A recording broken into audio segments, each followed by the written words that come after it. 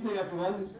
Good evening and welcome to the University of Edinburgh. I'm Alan Mackay, Deputy Vice Principal International here at the University of Edinburgh. It's a great privilege for us to be able to provide a venue as part of the events that are happening across this week celebrating Scotland and Lithuania. So it's a real privilege for us to be able to host this event this evening here at the Centre.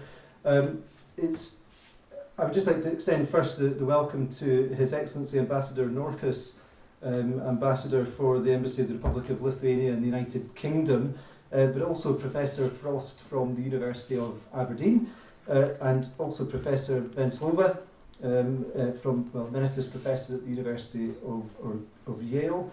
And finally, Rytis Martikonis, who's a Lithuanian diplomat, but also Director General of the Commission's Translation Department at the European Commission in Brussels, and a diplomat for many years of the Lithuanian government. So without further ado, I'd like to pass over to His Excellency Ambassador Norkus, who would like to say a few words before we start this evening. Thank you, Your Excellency.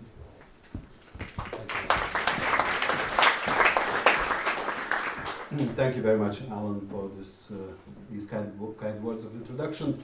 Ladies and gentlemen, dear friends of Lithuania, pleasure to see you so many tonight, this evening. And first and foremost, I'd like to extend the thanks from the Embassy to the University of Edinburgh for hosting us tonight. As some of you may know, we have launched Lithuania Days in Scotland. It's our flagship first-time event. We want to tell our story of a country that has a lot of history, quite a bit of fascination for many interesting things like arts, literature, music.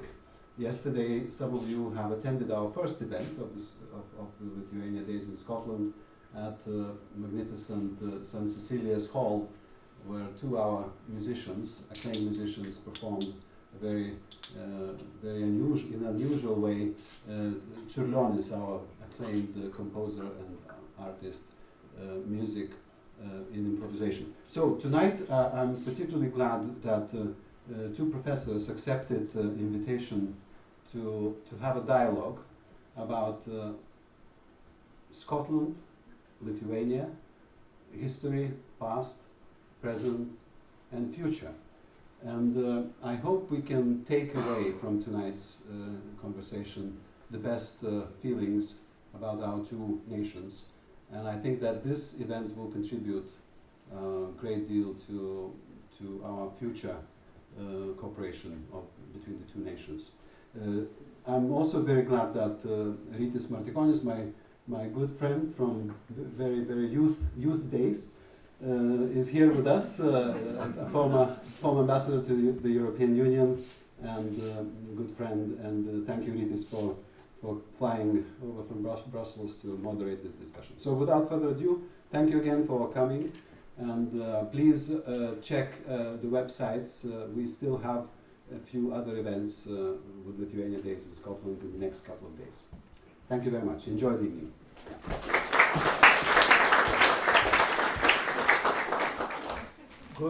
Good evening, everybody.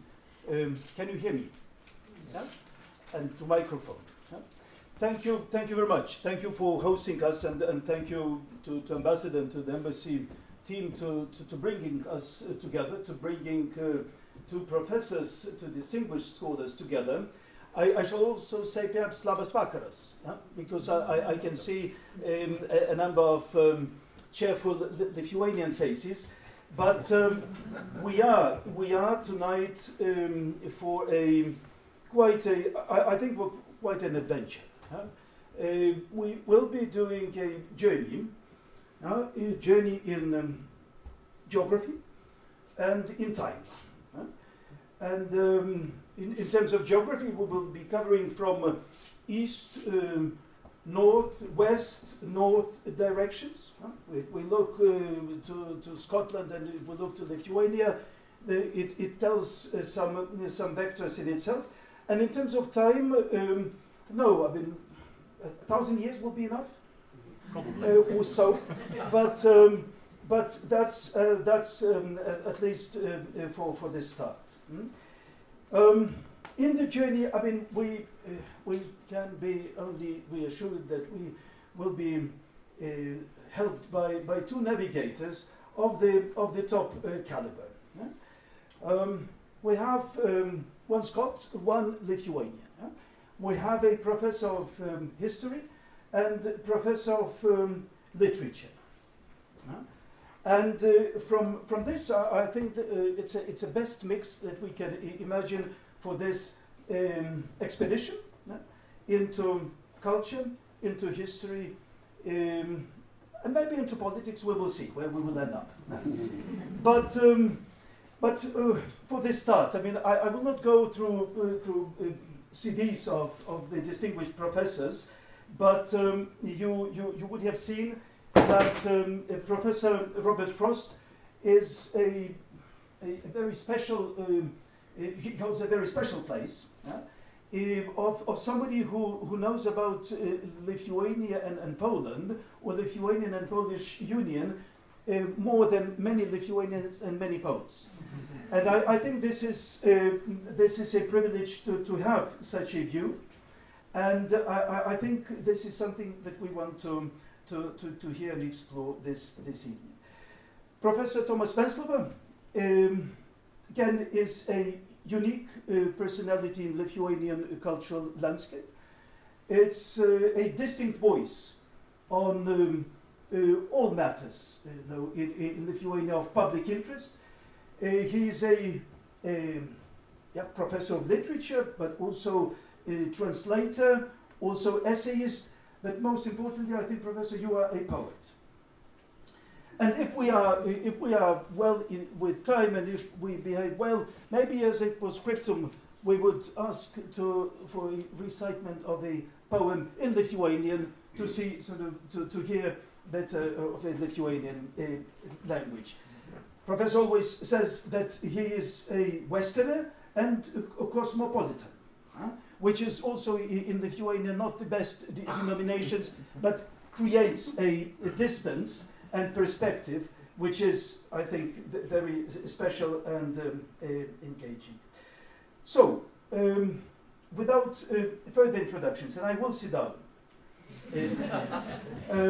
let us start with a couple of personal remarks.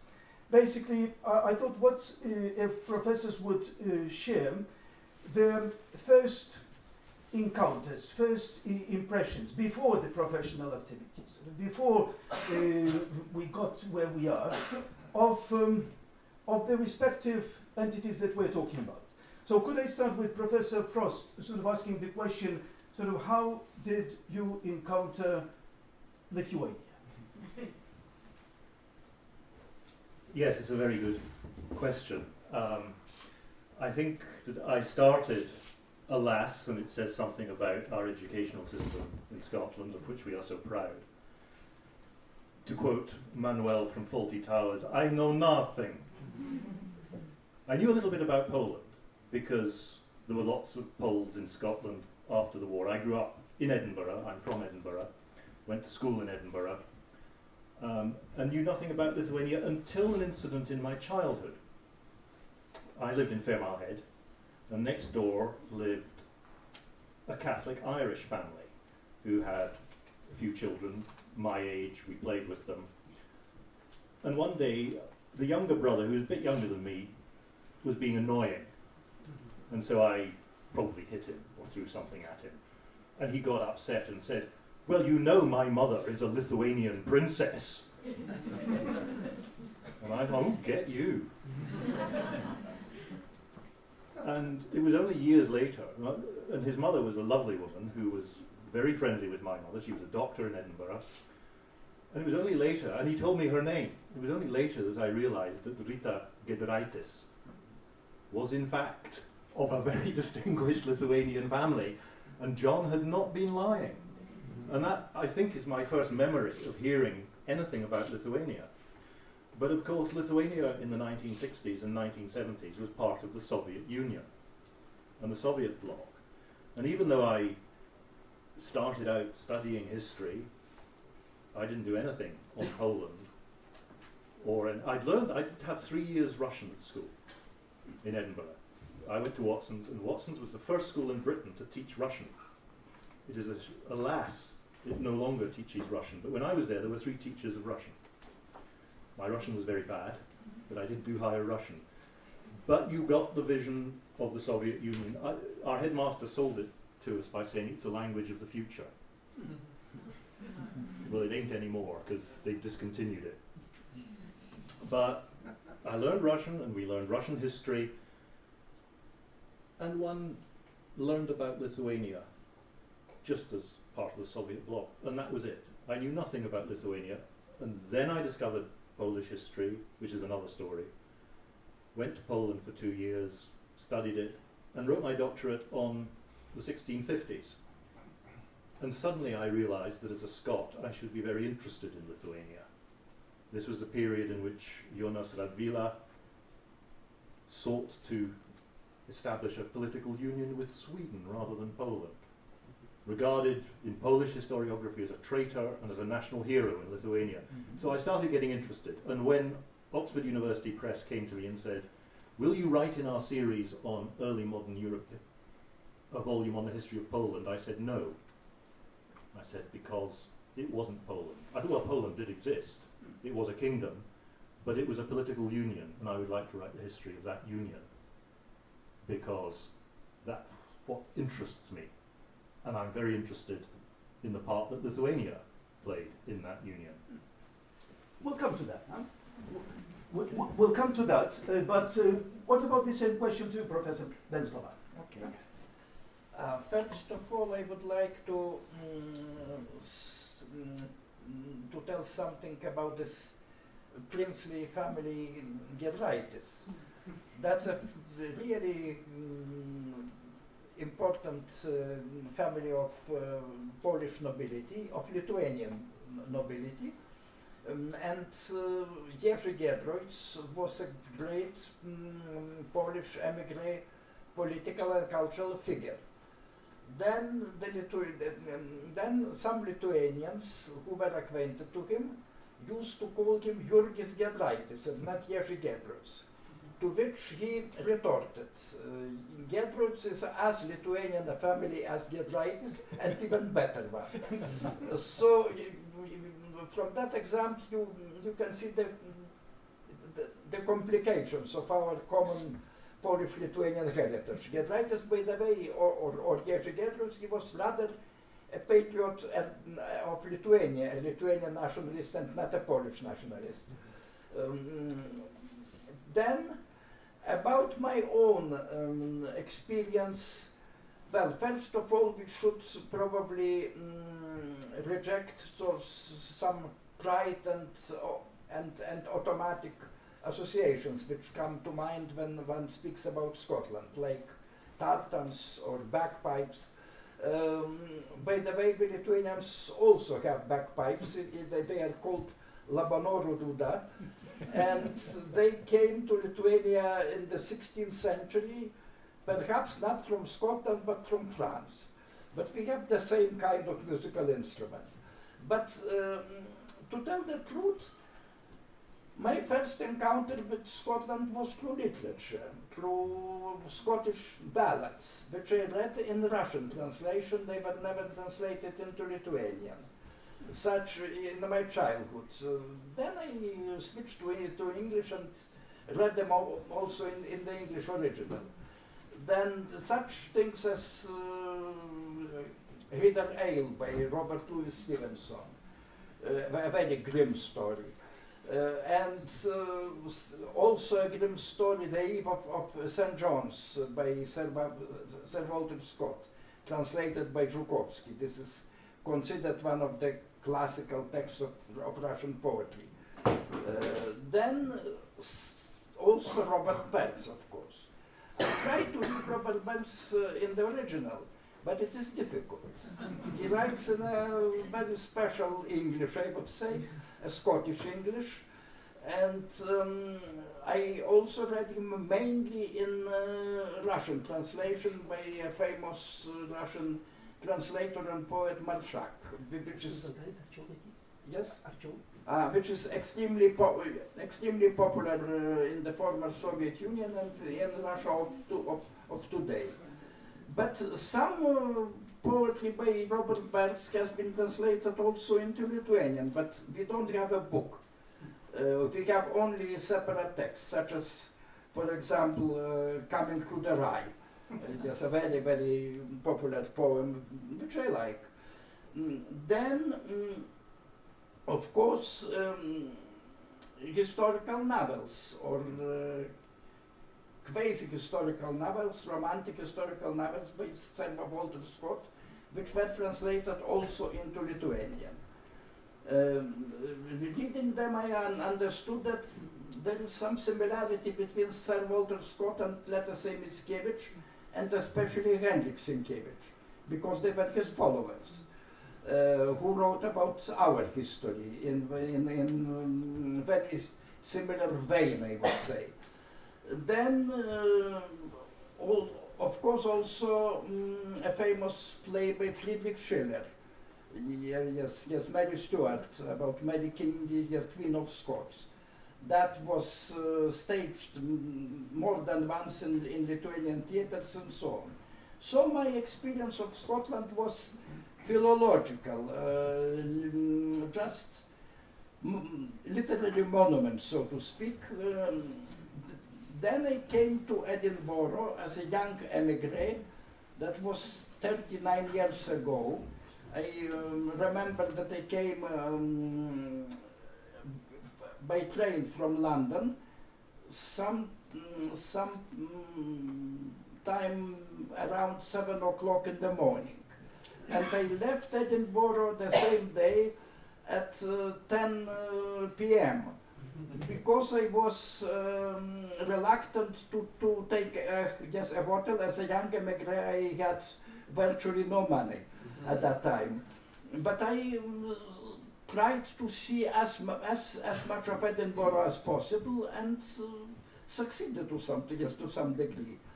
That was my first visit to Scotland, and my second visit was in the year 1988, when I went to Glasgow, then to the Isle of Skye, and then to Inverness, Aberdeen, by the way. I wrote a poem, which the title of the poem is Aberdeen.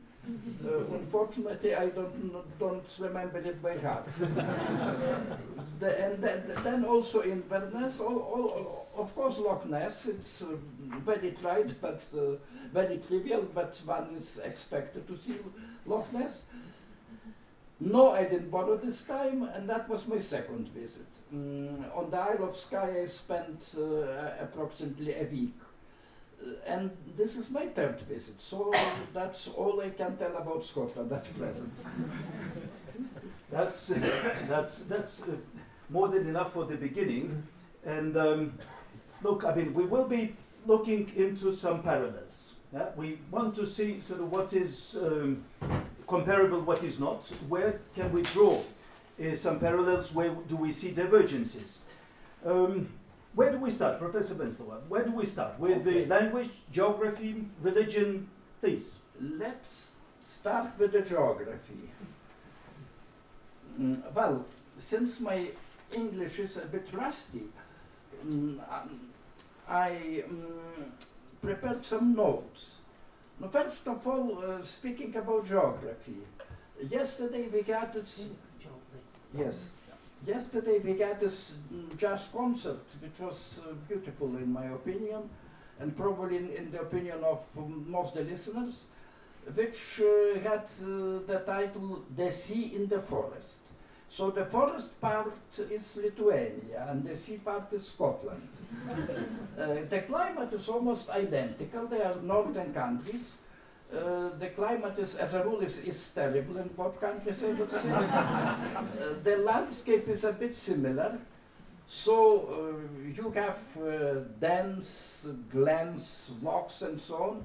And we have a lot of lakes, meadows, marshes, forests, but no mountains, much less rocks, only a short seashore, and no islands. The size of both countries are quite comparable. Scotland only slightly larger than Lithuania. In terms of the population, Scotland exceeds Lithuania almost twice. Both countries, which strikes me the most, that both countries have two capitals. The historical Edinburgh corresponds to Vilnius, the industrial Glasgow to Kaunas, and the distance between two cities is almost the same, which is a big rarity in Europe, probably the only of its kind. Moreover, Edinburgh and Vilnius are of comparable size, although Vilnius looks much smaller. But it also has around 500,000 of population. Topographically similar, a big castle on the hill and the city in the valley. Even if the black or grey stone of Edinburgh's buildings is very different than the multicolored Vilnius. Vilnius is very multicolored. I wrote once that Vilnius, believe it or not, reminds one the colors of the Lithuanian national tricolor. You have yellow walls, red roofs, and green trees. But one very witty, one of my very witty friends retorted that, well, but in winter it is red and white, like Polish. Like Polish national flag. So much about geography. Okay, what would be your favorite parallel then? Well, if we're talking on geography, I would just add I've visited Lithuania for the first time in the early 1990s and have been back regularly since. My first visit, we went to Vilnius and I went to a conference in Plotele, and have subsequently travelled around Lithuania a fair amount, and I would agree that in terms of the landscape, it's a northern landscape, and it reminds me in some places very much of Scotland, although the buildings are different. But I do remember the very first time I was taken to Kernavė, the ancient capital, and there's what I take, forgive me, to be a rather ugly Catholic church built as you come, and then you walk forward to this wonderful vista. It's one of the ancient capitals of Lithuania for those who don't know it. And it's all these wonderful ancient mounds. And I walked around and I saw the river and I thought this could be in the northeast of Scotland. It made me homesick, because at that point I was not living in Scotland, and I walked around and I said, wow, this is my landscape. And then there was the history of the place, which is remarkable. And I think there are very great parallels in terms of geography, though, as you say, we have no mountains in Lithuania. I said we there. Keep the microphone, please. But sort of you were mentioning before our start, sort of attitudes towards history, to push a bit the parallels further. So how would you describe that? Well, I think there are many parallels, and what Professor Venclova just said about Romanticism is, I think, very important. We both have romantic views of the past, and we both have national views of the past.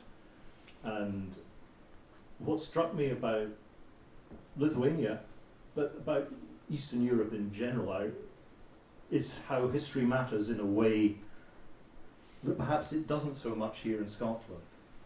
When I was first in Poland, I spent 2 weeks teaching English conversation at a sort of language camp in the snow in February 1981 at Muszyna, just south of Krakow. And if in Britain you say you're a historian at a cocktail party, people sort of look at you and go, I hated history at school. What do you say to that? Or they grab you and bore you with their theory of history, or they say, why don't you get a proper job? And my first class of Polish students, they said, what do you do? And I said, well, I'm writing a doctorate in history. And they said, that's wonderful. They said, history is the most important subject. And I thought, wow. Because we are not allowed to know the truth about our own history. And, you know, this was communist Poland, 1981. And I thought, there's a different attitude to history here. And it's the same in Lithuania. We were not allowed to know our own history. Whereas in Scotland, we're free to know our own history, which means we peddle a lot of romantic myths about it, I think. But then that's another parallel. And part of the reason I wanted to write a book on the history of the union between Poland and Lithuania is because unions are awkward and difficult because they don't fit the primary categories into which political history is written. Because political unions are written from the point of view of the rise of the nation state, which is taken to be the epitome of modernism. The people are sovereign. Who are the people? This is a simplification. People are sovereign. Who are the people are the nation. So history is teleologically written to produce the nation state. Except in Eastern Europe, that is a tremendous problem, because who is the nation? When Woodrow Wilson says self-determination in the famous 14 points in 1917, what is the nation? And particularly in Poland and Lithuania, that is an enormous problem. And I was interested in that because if you read national histories of unions, and that's true of Scottish history as is of Polish history, of Lithuanian history, well, they get in the way. Why did these silly people form this union? It must have been by bribery, it must have been coercion. Did they form it for an ideal? And reading the historiography of the Polish-Lithuanian Union, I thought, well, if it was such a bad idea, why did it last for 400 years? And I want to understand it. And so I think there are parallels, and we could get back to Romanticism, which I'm sure we shall. But before that, I think we could still look into some other parallels, yeah? like religion, like culture. What would you distinguish, Professor Venclova? Well, at first, speaking about the union, the Polish-Lithuanian Union, one should probably stress that the meaning of the word Lithuanian in the 16th century and the meaning of the word Lithuanian in the 20th century are quite different, having not much in common, I would say. And that has something to something in common with the language problem, which is interesting, which is also one more striking analogy of Lithuania and Scotland, and some very striking and important divergence. Well, the Romans did reach Scotland up to the Hadrian's Wall. Then beyond the Hadrian's Wall there was a mythical Caledonia, inhabited by Picts and Scotti, about whom nobody knew much, and but Romans never reached Lithuania. The German tribes were in between. So the German, partly Slavic tribes as well. But both countries were peripheries of Europe, at its very edge. Marginal, almost unknown, belonging rather to the realm of myth. Tacitus speaks about Aestiorum Gentes on the eastern shore of the Baltic Sea. But it's quite possible that, well, Lithuanians consider those tribes their ancestors. But it is quite possible that they were ancestors of Estonians, and not of Lithuanians who were not Indo-European, but Finno-Ugric. So, just like Scoti were definitely Celtic, that is Indo-European, and about Picti, I think nobody knows it for sure. They might be Indo-European or not, the same situation. But then the biggest divergence, the biggest difference is in this situation of language. Lithuanian is as different from the Polish or Russian or German, for that matter, as Gaelic is from English, as different. It is a branch of the Indo-European, just like the Celtic group. But Lithuanian, which is archaic and unusual, it was dying out in the 16th, 17th, 18th centuries, but it was revived, which never happened in Scotland and never happened also in Ireland. Yes, despite many attempts. Well, one usually says that the linguists usually say that there are 6 classical Indo-European languages, namely Sanskrit, Ancient Greek, Latin, Gothic, which is the oldest known German language, Church Slavic, which is in a sense the oldest known Slavic language, and Lithuanian. 5 of those 6 languages died out. Lithuanian is alive and kicking. It is the state language, the language of all the media, of several universities, of almost all the press, and so on and so on. And that happened in the 19th century. Not many people used Lithuanian as a language of high culture in the 19th century. The language of the high culture was Polish in Lithuania. Now, you know that Scotland was traditionally considered the wilder, more picturesque and romantic part of Great Britain. And Lithuania was considered the wilder, more picturesque and romantic part of the Commonwealth. Inhabited by valiant but not too civilized people. Such image was created here in Scotland. I think it was created mainly by Sir Walter Scott, and in our lands by his younger followers, Adam Mickiewicz and Henryk Sienkiewicz, who wrote in Polish and not in Lithuanian, just like Sir Walter Scott wrote in English and not in Gaelic.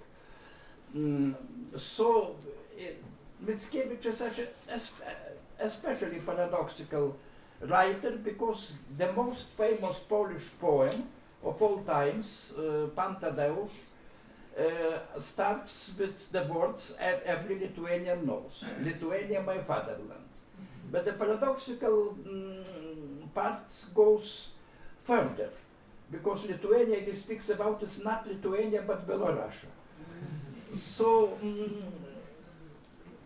but the poets, and I think also here and in our parts, they created some mythology of both countries, which to some degree was a substitute for history. And it is a very complicated, very difficult problem, which probably Professor Frost will tell more about it. Well, there's a lot of difficult problems there. If I might mention one which Rytis Martikonis brought up, which is religion, and I'll get on to language in a minute. That's one thing which culturally, for a brief period, does bind Scotland and Lithuania, because in the 16th century, a large number of Lithuanians adopted Calvinism, and that created the most vibrant links between Scotland and Lithuania, which are often forgotten, because scholars over here say, oh yes, the Scots in Poland. and you say, what do you mean by Poland? And they say, what, Poland?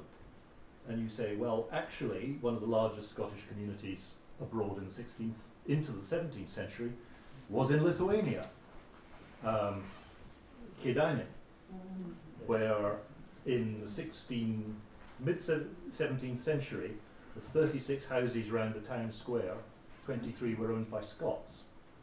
Argus sits on Kėdainiai, so it's a wonderful place, and Kėdainiai has what I can only say is the only Calvinist basilica in the world. It is a basilica. There's no other description for the Calvinist church there, which means that Scots took a great interest in Lithuania at that period because of the Radvila family, or one branch of the Radvila family, which remained Calvinist down until they died out in 1669 in the male line. And so there were cultural contacts between Birge and Lithuania and Scotland, and the Scots took a great interest in Lithuanian religion. The Brest Bible of 1563,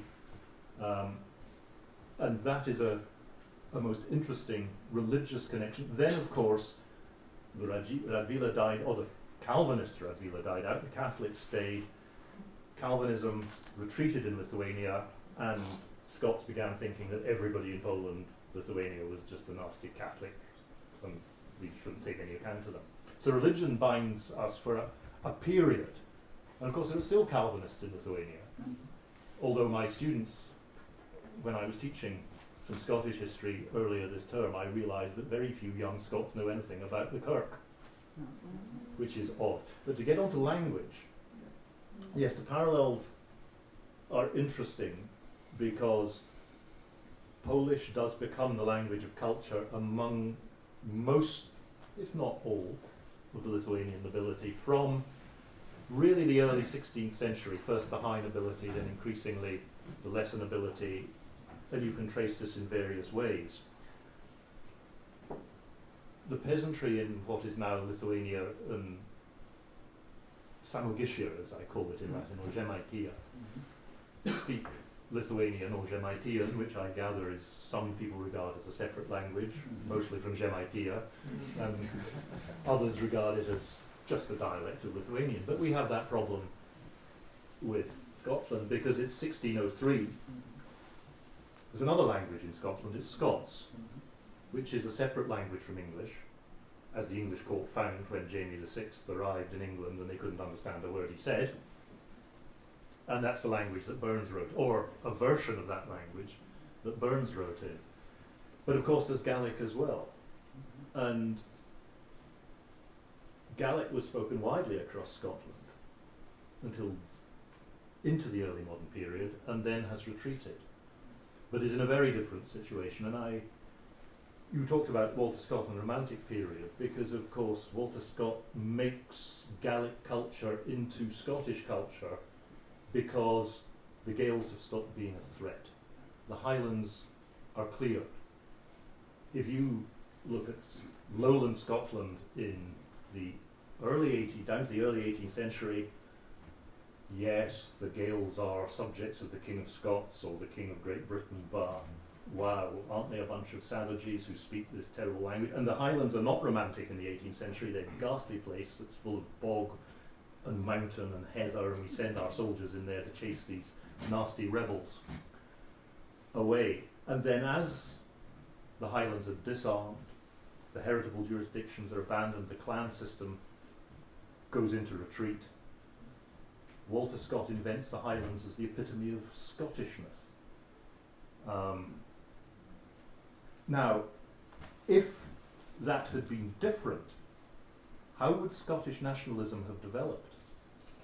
Would there have been a Gaelic nationalism that sat alongside Lithuanian and said, like Lithuanian nationalism, and said, hey, you're not a proper Scot because you don't speak Gaelic. We must create a Gaelic state. Yes. It could have happened, but it didn't. And so languages, and today, we're down to 60,000 Gaelic speakers in Scotland, and we're trying to, and most of those are over 60. Despite the fashionable Gaelic, support of Gaelic in Edinburgh, it is a fashion. So language creates different. But the Scots language has also retreated when the court went south, because James took the vital decision to translate the Bible not into Scots, but into English. Everybody talks about Scots riots against the English prayer book, but it's the English Bible that turned us into speaking English. That's why I'm speaking English today. And in Eastern Europe, I always say, well, yes, Lithuania's upper class spoke Polish,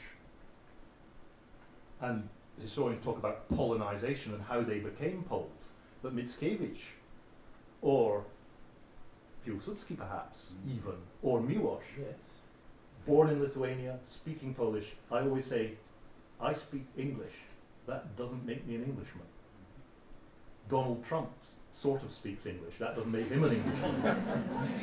The Irish fought for independence in English, not Gaelic. Just because you speak a language, it doesn't make you that nation.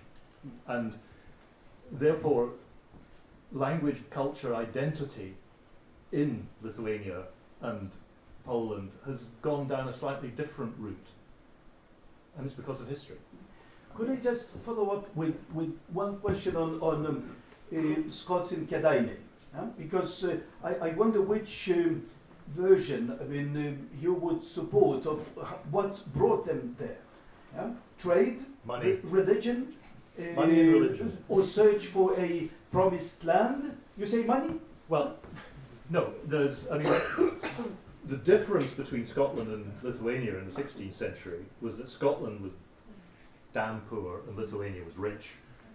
That's a difference in the gravity of the two unions, in fact, because Scotland was a poor country, England was clearly economically dominant.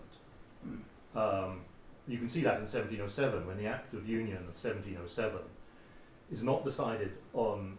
Scotland gets 45 MPs out of 530 something. There's 513 English MPs and 45 Scottish MPs. Because it's not done on population, which is 1 to 5, it's done on taxable revenues, which is 1 to 38. So Scotland get far fewer members of parliament than the population would have merited. But Lithuania is rich. Lithuanians are richer than, well, the high aristocracy at least are richer than Poles, and come to dominate politically in many ways, which is, the centre of gravity is different. You know, Warsaw is in the capital is in Mazovia, which is the poorest region of Poland, not the richest. So there are different, but the Scots in Kėdainiai, they go because the Scots emigrate because Scotland is poor. They go to Poland, they go, you know, you can hear about it. Patrick Gordon, whose diary we finally published in English in Aberdeen, wonderful. He's a Catholic from near Ellen, from Ochluchris. He says, I can't go to the university in Aberdeen because I'm a Catholic. So he gets on a boat and he goes to Danzig, Gdańsk. Spends a year with the Jesuits. He says, well, the Jesuits are not really my thing. But he goes, because there are networks of Scots. There are 7,000 Scots in the Commonwealth at any one time. And Kėdainiai is one place, because of the religion, that has a Scottish community. And the records are wonderful. And to get back to language, we have the Kirk Session records of the Calvinist church in Kėdainiai.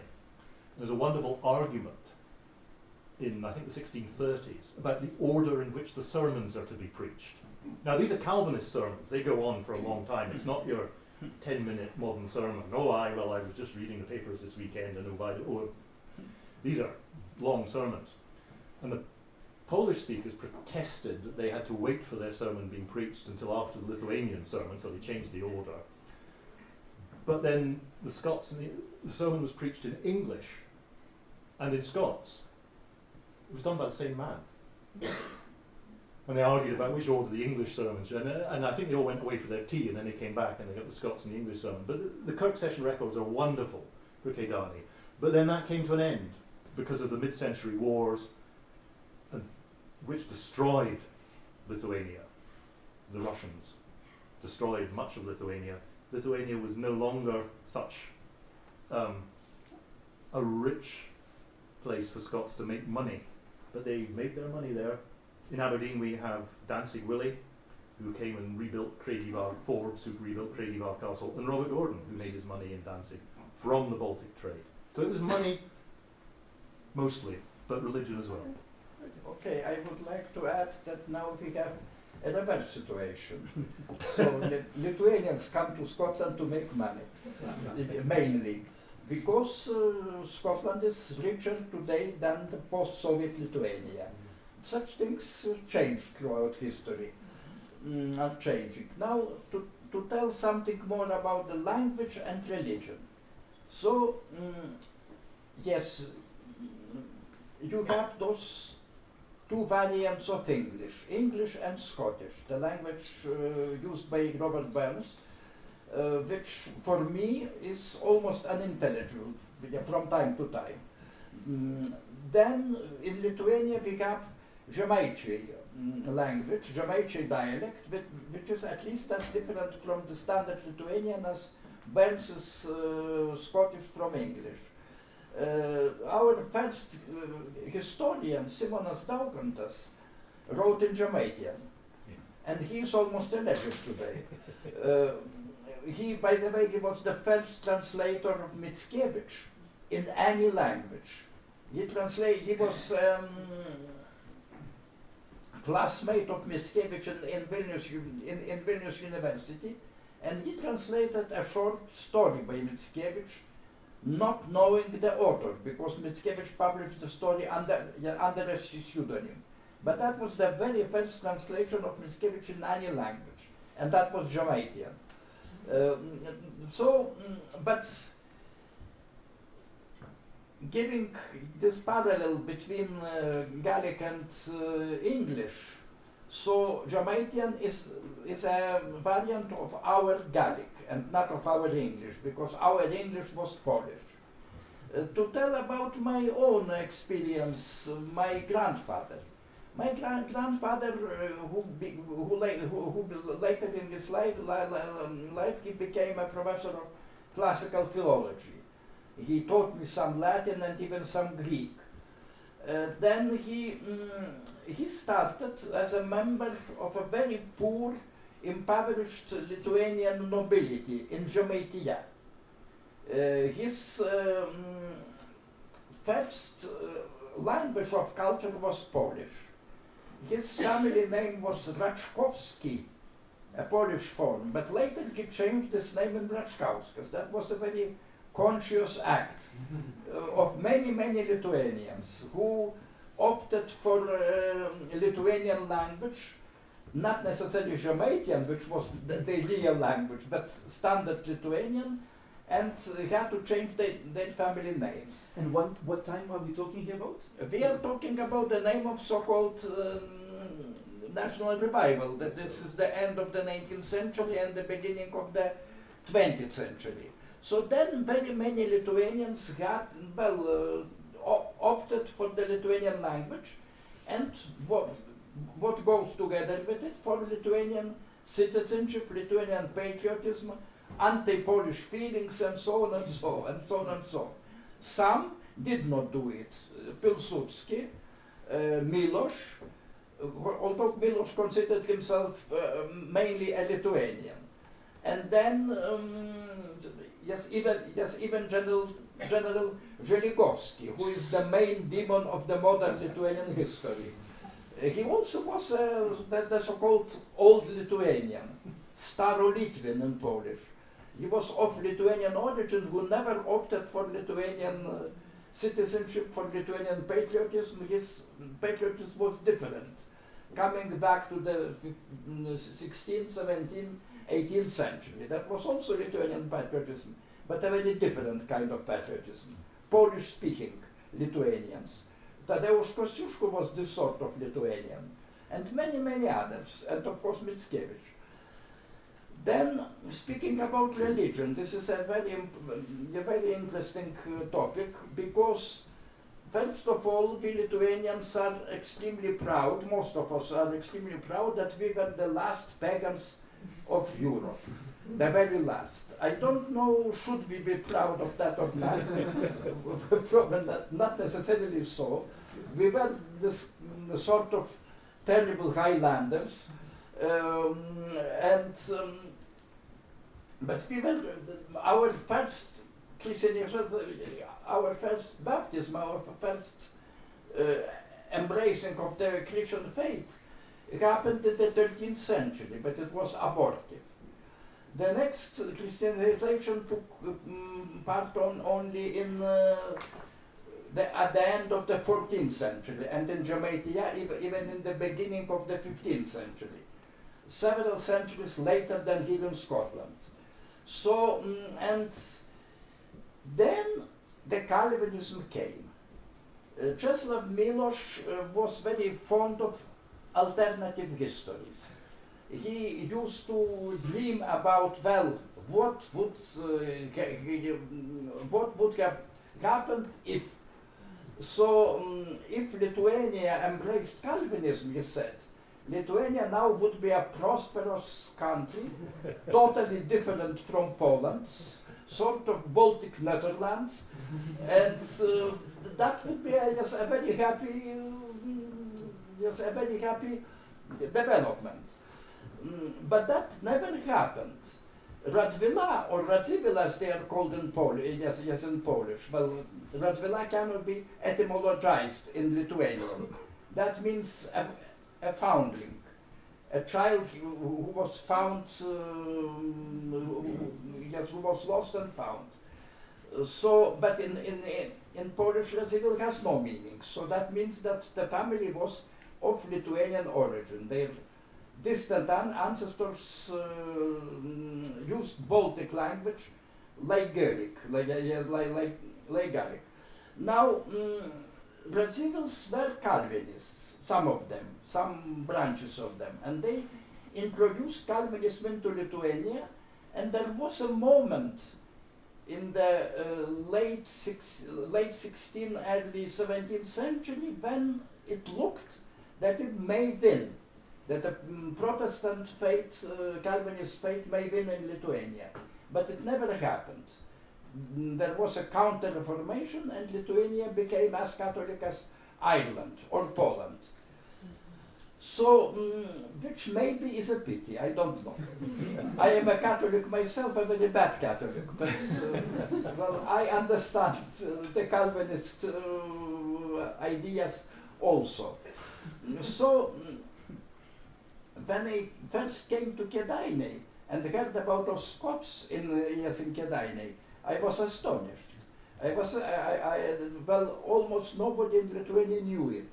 Now we know it a bit, yes, to some degree. This is a sort of abortive Calvinism which never took Lithuania. There are some Calvinist communities in Lithuania, but they are very very few of such communities. This is also a sort of abortive attempt. But now we remember it, we are interested in it, and we consider this period of Kėdainiai the rather important part of our history. Okay, I'm getting transcended and hypnotized by the conversation, but I will start looking also at the audience ever more attentively, and if somebody has a question or a suggestion for commentary, please indicate to me, and I will see how to bring you into the conversation, either on the topics that are being discussed or on something else. Yeah? And you have a question immediately? It's not so much a question. When the Lithuanians came here at the turn of the century, turn of the 19th century into the 20th century, they said they called the Scots Prussians. They didn't say Protestants, they said Prussians, because the next country to them was East Prussia, which was a Protestant country. I just wanted to say that. Yeah. Thank you for that, because I see now sort of two avenues. I mean, since a friend of Professor Venclova, Czesław Miłosz, was mentioned, and I know that he's also somebody whom Professor Frost is very fond of, and sort of looking at his iPhone, I think you want to use a bit of high tech, no? Well, just to remember a quote from Miłosz, which I think the great difference between Lithuania and Scotland today is, in some respects, we're separated by our very different experiences in the 20th century. The 20th century was not a good century in Eastern Europe. 1914 to 1990 was pretty traumatic. And looking at, because we've talked about language, we've talked about identity and religion. I once wrote an article on identity in that part of Europe with a title I took from Miłosz. It was called Ordering the Kaleidoscope, the construction of identities in Poland, Lithuania, since 1569. And the quote from Miłosz is this. In this sense, he writes, I can consider myself a typical East European. It seems to me to be true that his differentia specifica can be boiled down to a lack of form, both inner and outer. He always remains an adolescent, governed by a sudden ebb or flow of inner chaos. Form is achieved in stable societies, and we've had a stable society in Scotland in the 20th century. The things that surround us in childhood need no justification. They are self-evident. If, however, they whirl about like particles in a kaleidoscope, ceaselessly changing position, it takes no small amount of energy simply to plant one's feet on solid ground without falling. And he writes in Native Realm, which is an absolute classic book, about growing, he's born in the early 20th century, he grows up in Vilnius, and then the First World War comes. And as a child, he says, I didn't know the difference between speaking Polish and speaking Russian. I just moved back and forth between them. He has this wonderful line about when the German army arrived in Vilnius and took Vilnius. The city, he says, reverted to its real language, German, by which he meant, I think, Yiddish, but I'm not sure. Yes, Because, of course, Vilnius then, as it no longer does, had a huge Jewish population. And, he said, this is a kaleidoscope. What is your identity? Well, it depended on the political arrangements at the time. And I remember, what you said about, Miłosz and others. My first doctoral student when I was in London was a Lithuanian. And Arturas came to me and he spoke quite good Polish. And I said, okay, where did you learn your Polish from? He said, I learned it from my grandmother. And then I met his mother and I realized he couldn't have learned it from his mother, because his mother, who'd worked for about 30 years in the Soviet procurator's office in Vilnius, spoke to me in Polish, and she couldn't really speak Polish. She spoke sort of mixture of Russian and Polish. She would say, "Co to jest po polsku Kitaj?" And I'd go, Chiny. And he'd say, "Oh yeah, yeah. What's Polish for China?" And I'd say, "China." Yeah, "Oh yes," she'd say. But his grandmother and his grandfather lived at Kernave, so it happens. And in 1919, Kernave ended up on the Lithuanian side of the border, and they were a poor Polish-speaking family. And they said, right, we're in Lithuania, so we'll now speak Lithuanian at home. Now, I'm not sure that historians study that enough, that sort of choice, not by intellectuals like Miłosz, but by a fairly poor family. Because we write about the national clashes of the 20th century. And the situation of Poland and Lithuania was tragic. They spent 400 years in a political union. And in the interwar period, they had no diplomatic relations because the Poles had pinched Lithuania's historic capital. I sometimes say, imagine if Scotland got its independence and Edinburgh became English and part of England. And then I usually add, and I know you Glaswegians think, well, the next best thing to English anyway, but it's not quite the same. Because culturally, they are different. And it's because of history. We've had a different history. Yes. Well,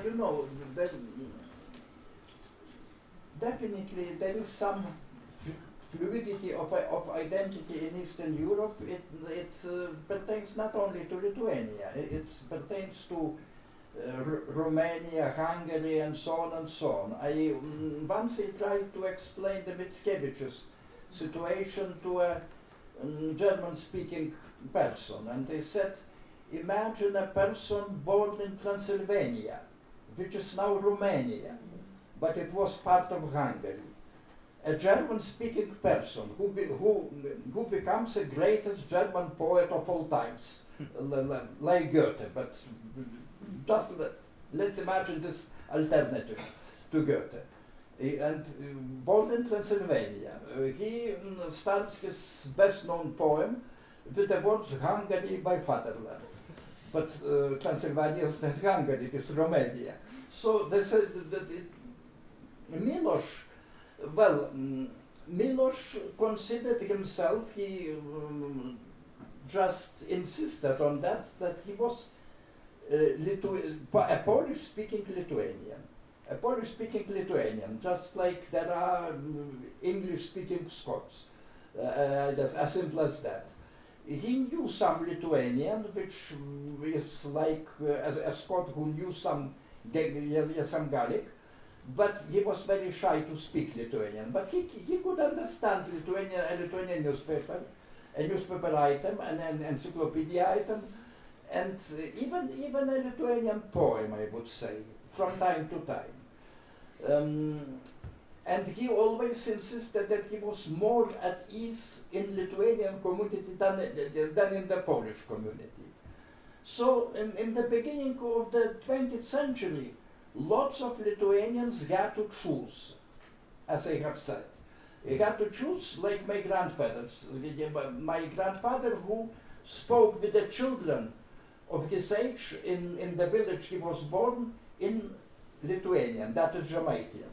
Not Lithuanian, but Žemaitian. But he spoke with his parents and with his classmates, Polish. Then he got to choose. He chose Lithuanian. The same with Čiurlionis. Čiurlionis, the most famous Lithuanian painter, he came from Polish-speaking family. But he decided to opt for the Lithuanian nationality. He found a girl who taught him Lithuanian. He married her and became a Lithuanian, although his Lithuanian was not very good to the very end of his days. His Polish was better. And hundreds of such situations. But now I would like to go a bit back in history and to tell one more very picturesque and dramatic and interesting parallel between Lithuania of the 16th century and Scotland of the 16th century. The various groups, various nations like to have a mythologized female character. You have Mary, Queen of Scots, or Mary Stuart. We have Barbara Radvilaitė or Barbara Radzivil. She was never executed, but she was despised and hated by part of her subjects, mainly Polish speakers. Yes, mainly the citizens not of Grand Duchy of Lithuania, but of Polish crown. And her fate was, generally speaking, rather tragic and at least dramatic, although she died her natural death. They were almost contemporaries. Barbara or Barbara Radzivil, she can be called Barbara Radvilaitė, like Merkelis Račkauskas, my grandfather, or Barbara Radzivil, like Melchior Raczkowski, my grandfather in Polish. So Barbara Radvilaitė was a bit older, 20 years older than Mary King of than Mary Queen of Scots, but there was the same strange confusion of faiths and the fight of faiths of Catholic and Calvinist. She was Catholic, but both her brothers were Protestants. One of them was, I don't know who, but the second was very much Calvinist. And that also weighed on her faith. Such parallels are very numerous, but and I would say very interesting at the same time. But I think we could go closer to our own times. Speaking about Lithuanian immigrants in Scotland in the late 19th century and early 20th century, there were also Lithuanian migrants in Scotland, much less than now, but there were such people. And in the town or city of Wellsgill, they even translated that name into Lithuanian. They called the city Balsaris, which means small voice, quiet voice, and not very well heard voice, so to speak. So we had a Lithuanian city here in Scotland even in the beginning of the 20th century. Yeah, we will move a bit into the unions and unions, but before that, I have a question here. Yeah. My question was this: it was quite interesting when you were saying about when the Calvinists went to Lithuania, and you said Lithuania was very much wealthier than Scotland at that point. My first question was, what was the source of the wealth? And secondly, how was Lithuania socially organised, politically and so on, compared to Scotland at that point? That's a thank you question. That's a very good question. Lithuania was rich in the 16th and early 17th century down to the to the 1620s certainly, and then really down to about 1648 because of the Baltic trade. Scotland, we heard that medieval Lithuania was a very heavily forested place, as was much of what was then the Grand Duchy of Lithuania. And Scotland had got rid of most of its forests by this time. And the expansion of the European economy in the 16th century, when there's gradually from the late 15th century, Europe begins to recover from the Black Death, the population rises, and Poland, Lithuania can raise, first of all, grain very cheaply because it has unfree labour. I deliberately don't use the term serf because that's loaded, but it is, they pay labour rent rather than money rent. So great nobles like the Radvila have huge estates. The Radvila family by the 18th century have estates the size of Belgium. And these are estates that produce grain, but also timber. You cannot get naval timber of any quality in the whole of Western Europe. You need Baltic timber for masts, pines for the masts, and you need special oak for the keels. That comes from the Baltic, plus tar, hemp, naval stores. And in the 16th century, Amsterdam and the Dutch flourish more because of the Baltic bulk trades, of which the Dutch control about 90% in the late 16th century, than because of the famous rich trades where they go to the Far East and get spices and porcelain and that kind of stuff.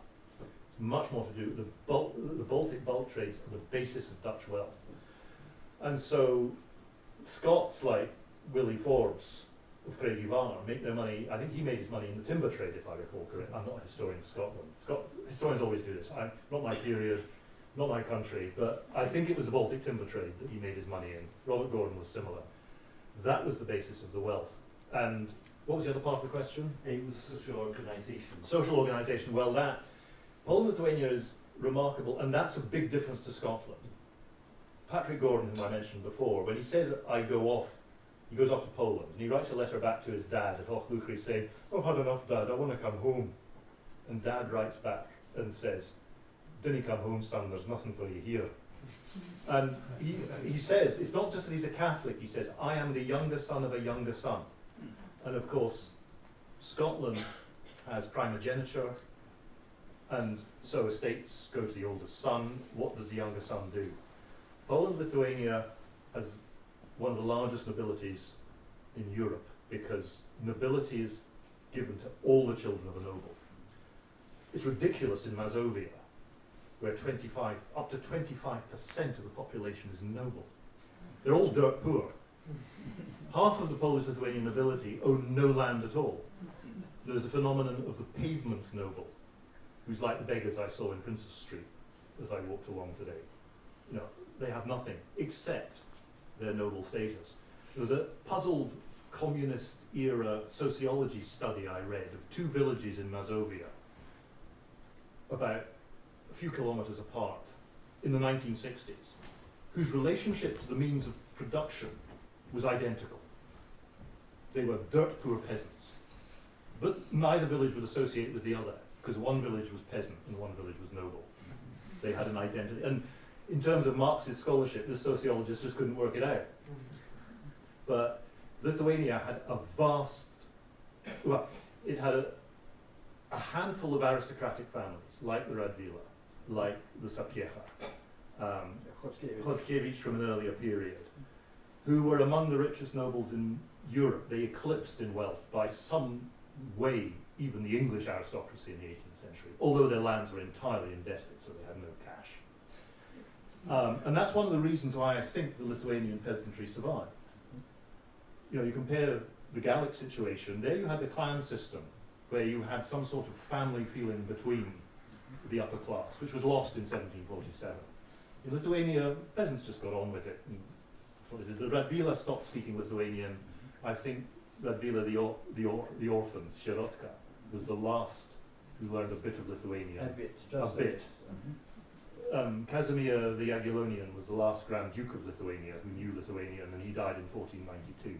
Well, now they usually say that Alexander the Jagiellonian He may have known a bit, but jury's out on that one, I think. But so the social structure was different, and again, the political system was based on noble citizenship.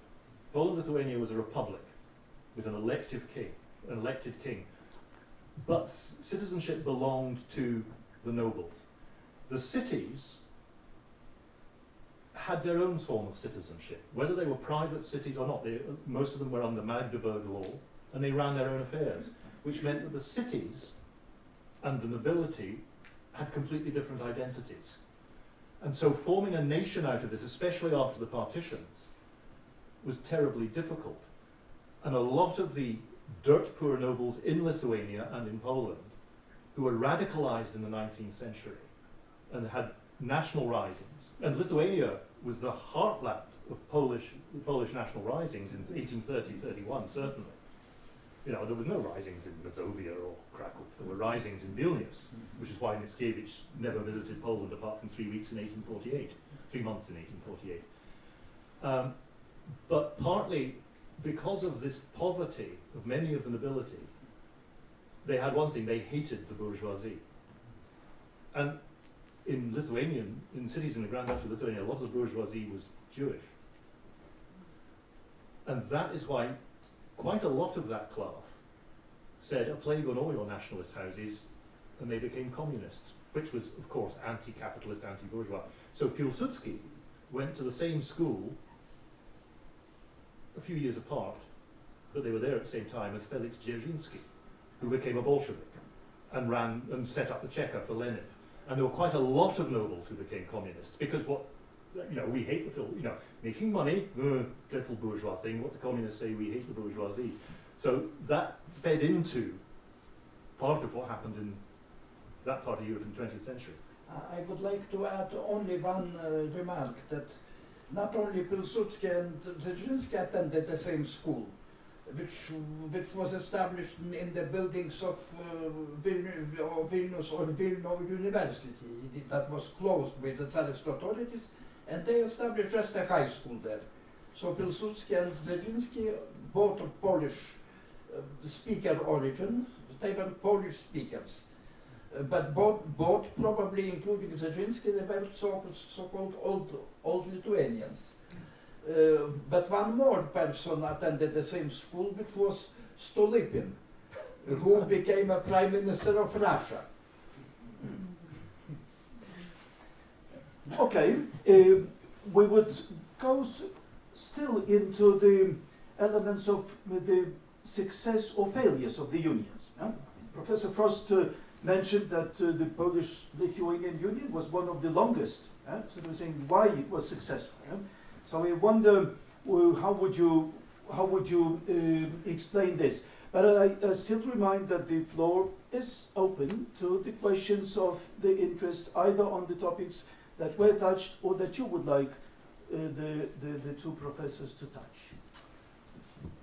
Well, it's actually a question which I find increasingly interesting, because when I started out studying the Polish-Lithuanian Union, I believed what the scholarship told me, which was that both Poland, Lithuania, and England and Scotland, and I should say that it was only in 2013 that the Anglo-Scottish Union surpassed the Polish-Lithuanian Union for longevity, so, yeah, that's quite an achievement. But they moved from what I was told were loose personal unions, and then they were transformed in Poland, Lithuania in 1569, 450 years ago, and in Scotland, between Scotland and England in 1707, into real or parliamentary unions. And they were the only two countries in early modern Europe that created unions of the parliament. So they seem to be parallel and interesting. And yet, if you look at the Acts of Union, they are entirely different. First of all, I don't believe that the Polish-Lithuanian Union was a personal union before 1569, but that's a very complicated matter that I'm not going to touch on now. But if you look at the Polish-Lithuanian Union, 1569, it established a common republic. The crucial clause of the Union of Lublin says, this union has always united two, and it's written in Polish, not Latin, a common republic, which is one and indivisible, a political body, and they use the term body, formed of two states and two nations, which together, and they use the modern Polish words both for state, państwo, and nation, naród, which together form one lud. Now, in modern Polish, lud means the common people. But in 16th century Polish, it was the translation of the Latin populus, which means the citizen body. It's the Polish-Lithuanian Union from 1569 certainly, and in fact from earlier, had a vision of what a political union should be. We form one political community, and it's Renaissance republicanism. We form one political community, but we have two states, and that meant that the Lithuanians won the argument about the nature of the union. They had always maintained that the union was a union of equals. Whereas look at the Anglo-Scottish Union of 1707. In 1707, the two kingdoms in Scotland and England were dissolved, and one unitary state was created, where power resides at Westminster, and as I said earlier, only 45 Scottish MPs and 16 peers were admitted to the Great British Parliament, by which you can read the English Parliament. And many of the problems that we are seeing this week, and have been seeing over the last few years, are precisely because of that. Great Britain is not a federation. It is a unitary state. And that caused problems with the Irish. Sometimes I think about the Ukrainians. I always say, in the Polish-Lithuanian Union, as I said before, the English are the Poles, the Lithuanians are the Scots, and the Ukrainians are the Irish. Sometimes Ukraine reminds me, because the Republic didn't work particularly well in Ukraine. I say that old joke about how every time the English get close to solving the Irish question, the Irish change the question. Well, you could say that about the Ukrainians. So that union, when the union was partitioned, it was partitioned in the late 18th century by aggression from the neighbours without the consent of its citizens. Because it was a common republic, it had the ideal of a republic, which I think is a very good basis for a union. We are common citizens, but we have our own states. The British one is struggling greatly because, as Nicola Sturgeon is saying every week, where is Scotland's voice in this?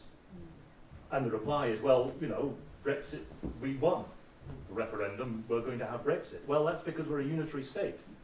If we were a unitary republic with two states, it would be a different question. And so the unions are entirely different, even though they both form a common parliament.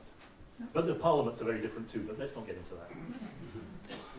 Professor Venclova, how would you think about the success or failure of the Lithuanian-Polish Union?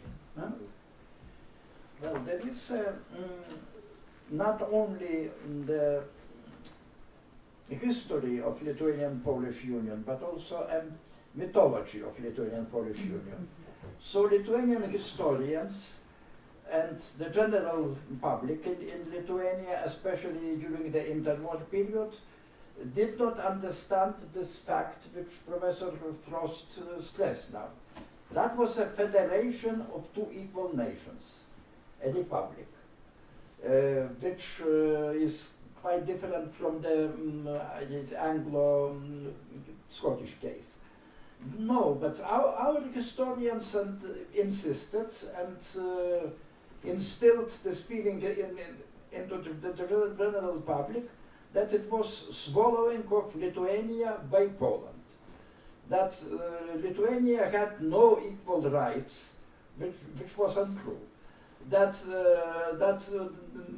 the Poles were dominating, like English in Anglo-Scottish Union, so they saw this Lithuanian-Polish Union as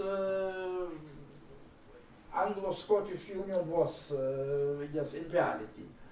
But only now, only at present, and with much difficulty, we come to understanding this Polish-Lithuanian Union in a different way, which is closer to the historical truth, I would say, yes, if there is such a thing as historical truth.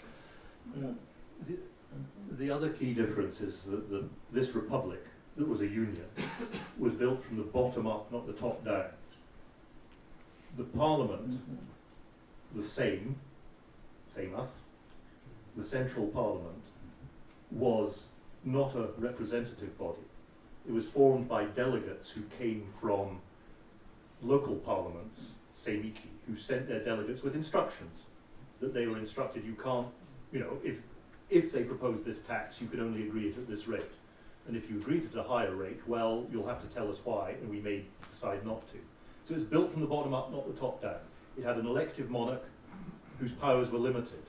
And therefore it could survive, because the local area, the local regions had a say in it. And the crisis moment came in the 1650s, when this was a parliament that had to decide everything on a principle of unanimity. Everybody had to agree. Now, this sounds stupid. But what it meant originally was that if somebody disagrees, you have to talk them round. There's a process of what is called in politics ucieranie. You actually, if somebody objects or a group objects, you say, well, okay, we've got to persuade them, and so we change it. And so finally you reach agreement and consensus. It's about not really unanimity. But in 1652, at the height of the great crisis caused by the Ukrainians in part, the principle of unanimity reaches its logical conclusion. It's a Lithuanian, a man called Szczeciński, who is a client of the Radvila. The parliament lasted 6 weeks, and then you had to have unanimous consent to extend it beyond its legal term. And you weren't allowed to meet by candlelight. So on a Friday afternoon, the Speaker of the Parliament, the Marshal, says, okay, do I have consensus for extending our discussions into tomorrow? And this little Lithuanian at the back stands up and says, I object, and leaves the chamber, gets on his horse and rides back to Lithuania. The Marshal said, okay, well, we'll all come together on Monday. On Monday, he's not there. He can't withdraw his objection. And thus comes into being the principle of the liberum veto, which everybody thinks is astonishingly stupid, because it means that one member of the parliament can block everything. And it's used by the Russians in the 18th century, and Poland, Lithuania dissolves into chaos. It can't, because all the legislation fails if the parliament is broken, which means there's no taxes, which makes it difficult to fight a war. But let's think about it. This is not a unitary state. In the 1650s, they discussed reforming that, getting rid of the liberum veto and introducing majority voting. And the Lithuanians say, no. If you introduce majority voting, the union is over, because we will not be able to block what the Poles want. Think about Brexit in that light. Interesting. And in fact, if you think about it, that structure is much more akin to the structure of the European Union, which nobody in England understands. Because the liberum veto is alive and well in the Council of Ministers of the European Union. And in fact, the radio has been, and the news has been full of talk of, can Boris persuade the Hungarians to veto this? The liberum veto is actually quite a useful political instrument. Yes, but I would like to add that most of the Lithuanians know about Sicinskia or Chichinskas from a ballad written by Maironis, by the most famous Lithuanian poet of the late 19th and early 20th century. So the ballad is as grim as most of the Scottish ballads. And Chichinskas is presented as an absolute demon, a sinner, who killed his own wife, who destroyed the village, and finally killed a Catholic priest during the Mass. So the only that never happened. Chichinskas never was just a demon or a great sinner, but he was a Calvinist. He was a Calvinist, and that was the typical anti-Calvinist Catholic mythology. And Maironis was a Catholic priest, not just a Catholic, but also a Catholic priest. Now, to tell you more about this Polish-Lithuanian Union versus the Anglo-Scotic Union. Unfortunately, we never had a common name for our country, like Great Britain. No. And in the 19th century, a custom developed to call this country just Poland, which is unacceptable for many Lithuanians. During the interwar period, the word union was a greatest curse one could say in Lithuanian. Well, never, never, never again, never again. It was as bad as the Holocaust.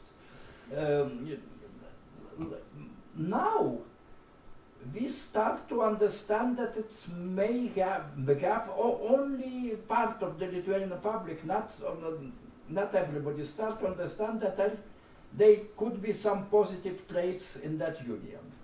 I remember my first meeting with Adam Michnik, a Polish political figure.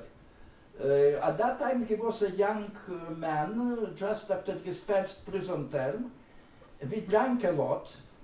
The year was 1960 something, I don't remember. No, yeah, no, 1969 or something like that. Where was it?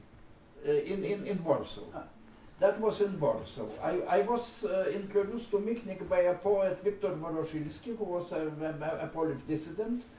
And after a night of heavy drinking, Michnik asked me, how about the future Polish-Lithuanian Union? I said, well, you see only one Lithuanian who would accept it. Nobody would ever accept it. Well, Michnik said, maybe, well, in the long run, and if in the long run it happens, when should be a capital, in Vilnius or in Warsaw? I said it could be even in Warsaw, but the king must be Lithuanian. I would come back to that point about never developing a separate name. There was a sort of attempt in the 16th century to develop a concept known as Sarmatia, Sarmatian, a myth that the Poles and Lithuanians, and indeed the Ruscy, the Ruthenians, which means the ancestors of modern Ukrainians and Belarusians, were all descended from the great Sarmatian tribe who, like the Picts, resisted the Roman Empire and defeated them. But it never caught on except as some sort of cultural trope. And the difference is, of course, that the Union was not called that. It wasn't called Sarmatia, it was just a cultural myth. Whereas in Britain, as I said, Scotland and England no longer existed as separate countries. They were one country. They were British. And it's much earlier than the 19th century. In the Warsaw Sejm of 1562, 1563, when another Radvila, Mikołaj Radziwiłł the Black, Judosis, is that right? Judasis. Yeah, Judasis. Sorry, my pronunciation is very Judasis. Judasis. He almost single-handedly opposes the Polish desire for closer union. The Poles saying, well, you're fighting the Muscovites, you got into this war, we're paying for it, 70% of the Polish budget went towards defending Lithuania, we should have a say, we need a common parliament. And this Radvila was a brilliant politician, a wonderful speaker, unlike his cousin, the Red, Radvila the Red, who was a very poor politician. But Radvila the Black was brilliant, and he stands up and he says at one point, he says, I am a Pole. I am proud to call myself a Pole, but I am also a Lithuanian. And he said, I hope all my daughters marry Poles, and they all did, except one of them was a Prussian who wasn't really a Pole, but that doesn't matter. And he says, I am defending my republic. So you are defending your republic. Forgive me if I defend mine. It is a wonderful moment. But he regarded himself as a Pole in that broader sense. And that's caused a lot of the problems. Because Poles, Lithuanian Poles were Poles, but they were both Poles and Lithuanians. Like here, somebody can say, I'm a Scot, but I'm also British. Some of us Scots say that, others don't, but that's a matter of personal choice. But it is a problem. We come back to the problems of identity, you know. And you talked about Kościuszko. I was present at a panel in Kraków a year and a half ago, where they'd assembled various people. Jaroslav Hrycak from Ukraine, Henach Sakhanowicz from Belarus, and the Polish professor stood up at the start and said, well, of course, today is the birthday of our great national hero, great Polish national hero, Kościuszko. And Henach stood up and said, Kościuszko is Belarusian, I was born in the same village, which is near Pinsk. Yes. And so, yeah, Kościuszko was both Polish and Ruski. And one of the, if I may say something about the failure of the union, the Polish-Lithuanian Union, is precisely because it was only a union of elite nobles. And some of those were second-class citizens, and that's why the Cossacks protested. They thought they were nobles, and in Ukraine they were excluded from citizenship. And once you start excluding people, you face problems. Yes. Now, there comes a time for a promotion, I mean, a bit of a pause, because everything what I hear now brings me through two books. You know, I brought here two books with me. I also look at them, read them, and if you want a long version of a number of things that are being said here, with footnotes and bibliography and deepest of researches, you have this book from Professor Robert Frost on the Poland and Lithuania, making the Polish-Lithuanian Union. Yeah? 1385 and all the way to 1569. Yeah? But if you want a sort of faster reading, with a number of wonderful photos, pictures, and stories of historical figures, not only at their height, but also what happened after to them. There is a wonderful book of Professor Venclova, who, again, as poet, as a translator, as a literary critic, is also a master of history, facts, personalities, and the way you can witness yourself. Now, I have a couple of questions here, and why don't we start with you? Good evening. So my question is, I don't know how much Professor Frost can answer this, but Lithuania, I think, rejected a lot of Commonwealth's heritage. And I just wondered if you were to pick any work, cultural, literature, poetry, whatever, that from the Commonwealth that you think should come back to Lithuania as soon as possible, what would it be, and you know, why do you like it? Just out of To come back from where? Well, I think this is probably a very Lithuanian thing to do. I think in a sense Lithuania just gave away the history to Poland of the Commonwealth and disowned it in a sense, even though it's a common heritage. Okay. I would agree with that. Lithuanian history has tended to sort of start with the pagans and get to Jogaila and then stop. And then it skips over. And I'm writing volume 2 at the moment, and I'm having difficulty because there's not a lot of Lithuanian scholarship on the politics after 1569. They write about social and economic stuff, but they don't write about the politics. And at a conference a few years ago in Harvard at the Ukrainian Studies Center, I said, why do you Ukrainians only write about Cossacks? The Commonwealth is your history too. Why do you leave the writing of it, the history, to the Poles? You should be writing this history and thinking about it in various ways, not just as a ghastly period of oppression. Because, in fact, what I write in that volume is that this union was created by both sides. That the Lithuanians and indeed the Ruthenians did as much to construct the union as the Poles. It was a joint effort in which they quarrelled for 150 years about what the nature of the union was. And as I said, the Lithuanians won, and they were right to win. And the Poles behaved rather badly. They just said, oh, Lithuania is being incorporated into Poland. They said, no, we're not, we're your equals. And you know, today, this year, as I said, is the anniversary, the 450th anniversary of the Union of Lublin. And I was astonished to go to Lublin in May at a big conference, which the Lithuanian Ambassador turned up, and Lithuanian scholars were there. One of the things that has been most encouraging for me in the years since the fall of the Soviet Union, and the Russians and the Soviet Union kept up the old principle of divide and rule. So they said, you Poles, you are just imperialists like us, we're just better at it. And it's not true. Poland-Lithuania was not an empire, it was a consensual system that was put together by agreement and treaty.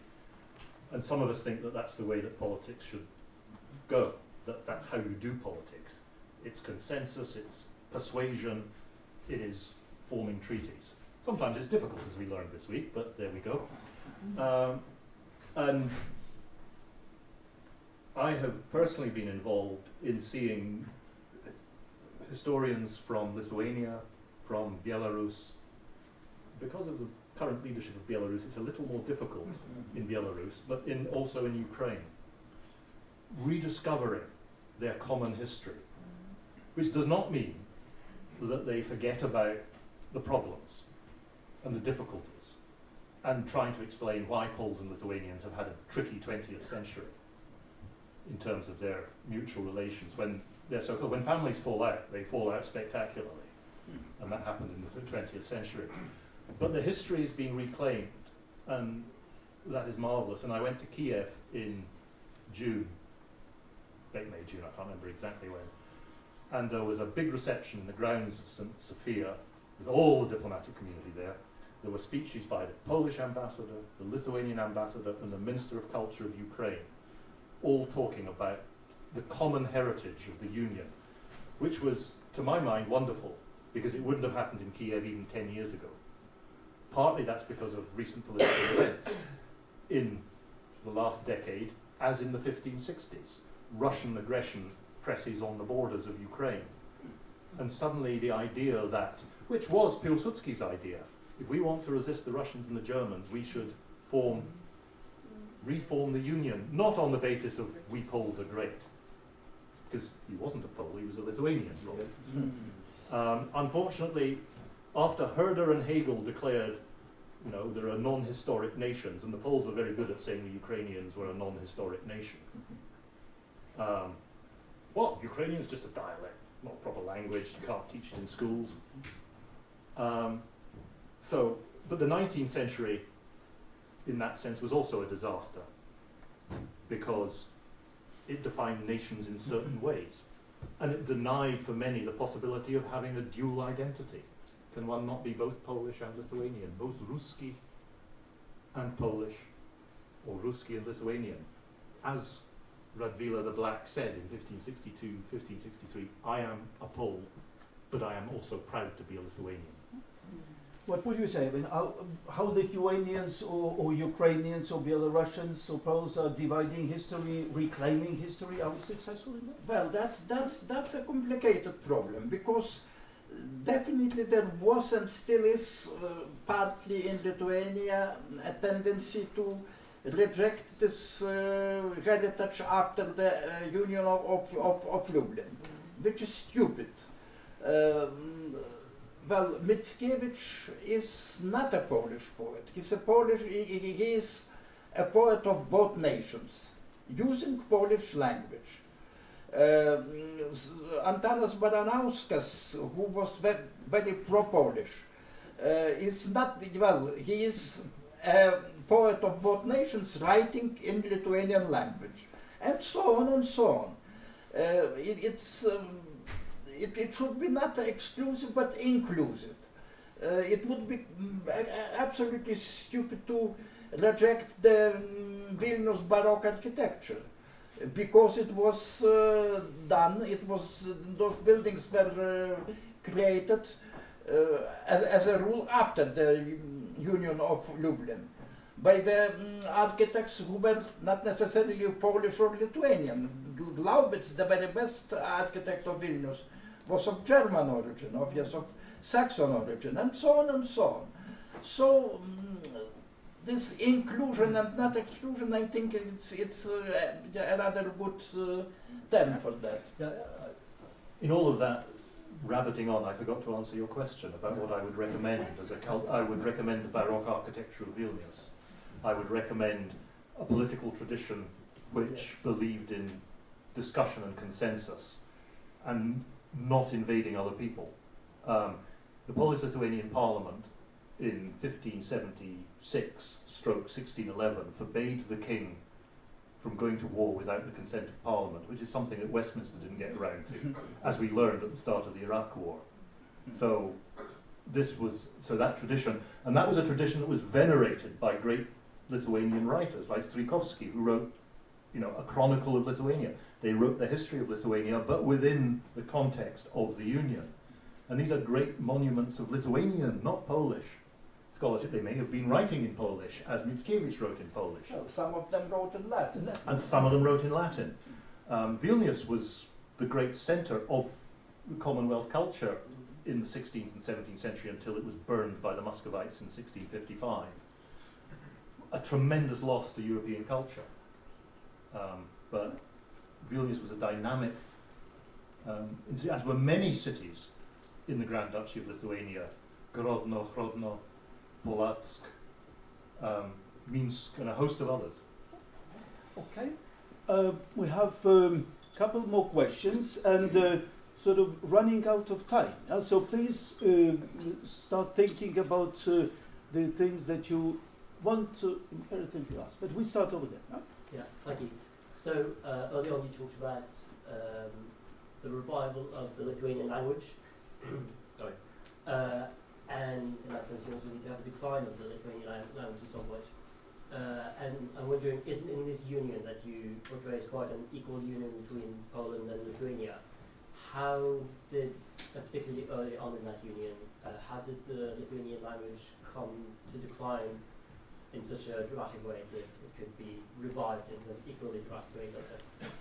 The problem that Lithuania faced was that Lithuanian was not a written language until the late 16th century, or till the 16th century, and it became a written language not thanks to the Poles or indeed the Lithuanians, but thanks to the Prussians.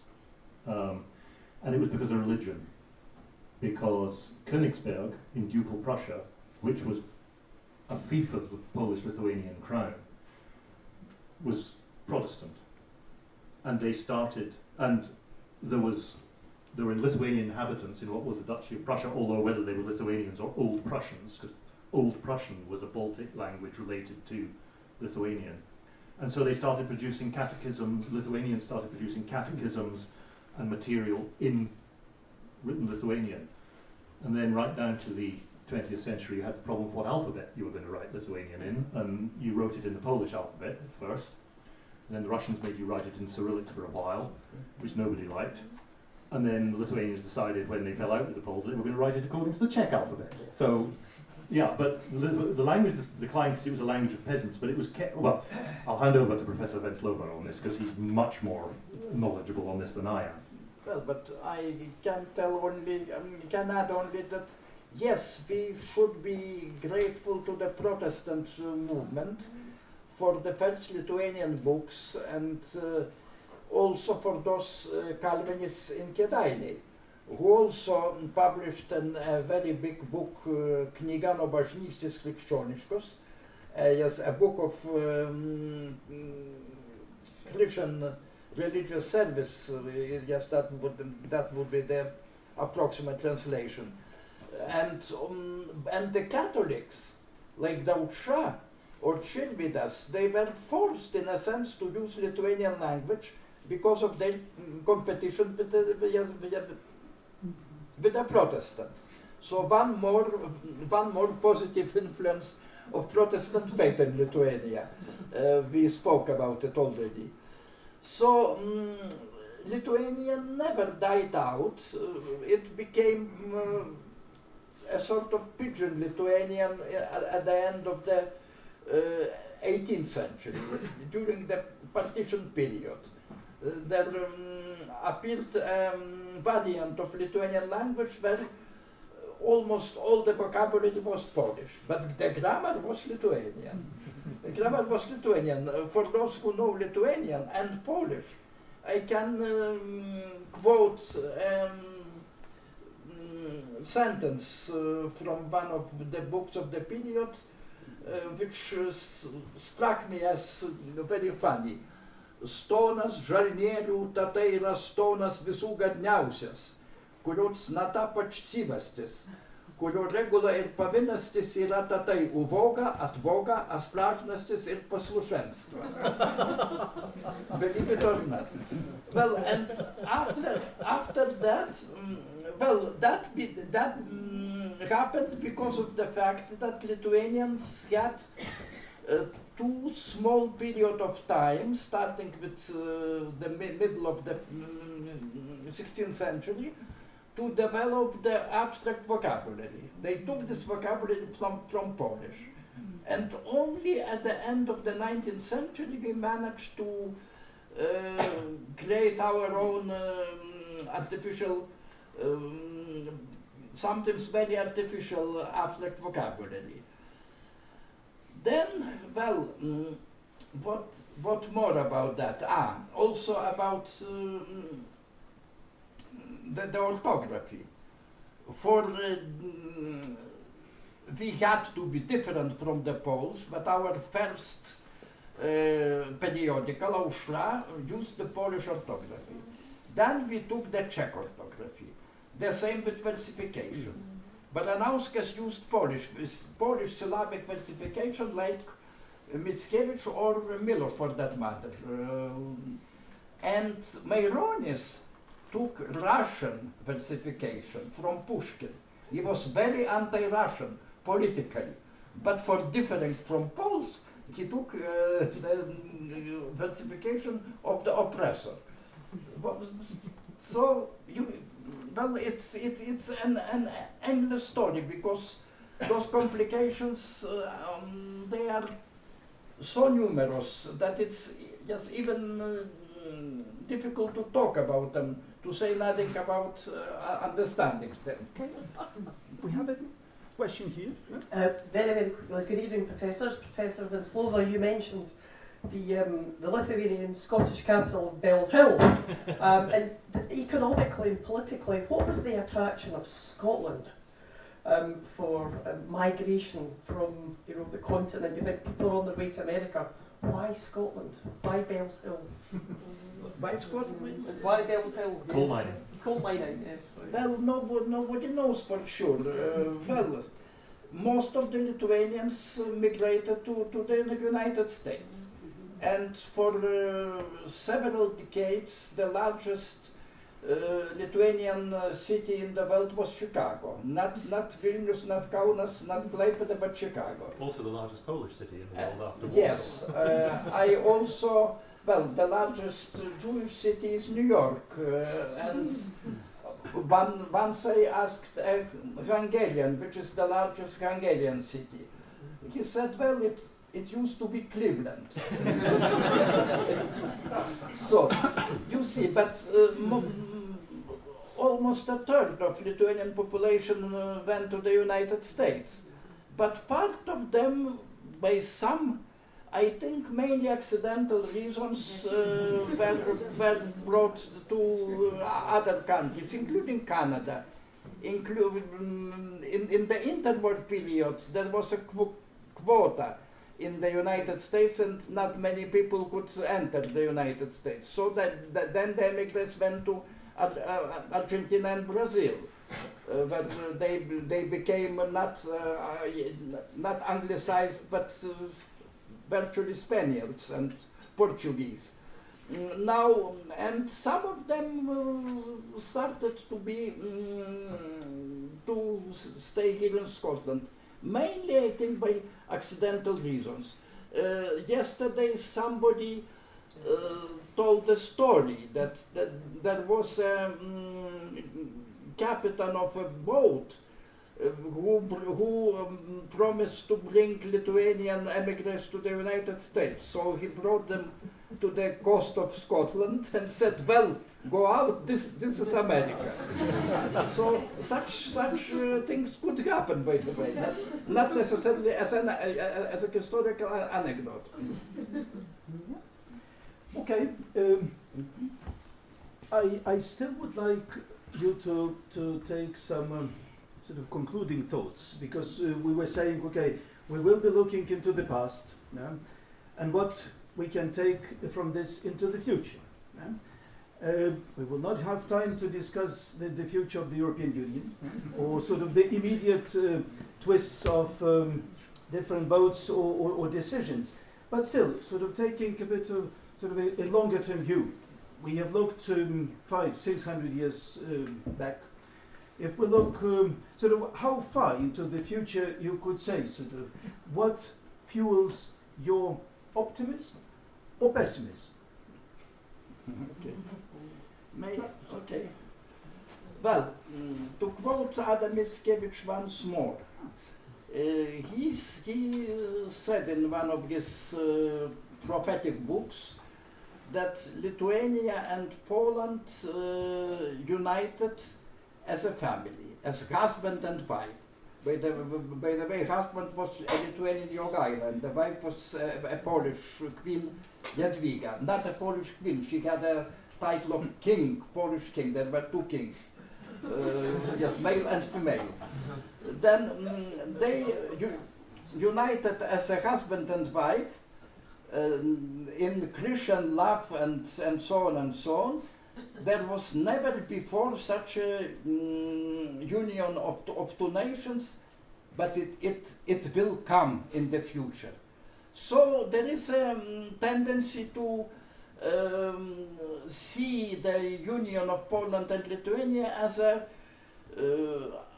prototype of the European Union.